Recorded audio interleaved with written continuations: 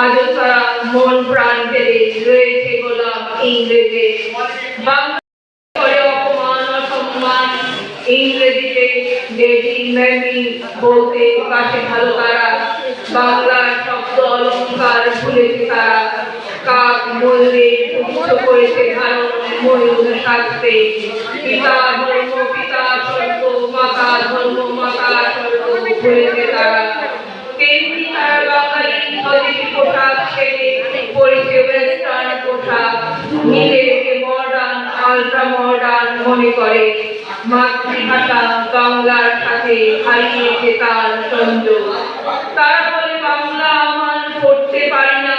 Oh really I am very very sorry.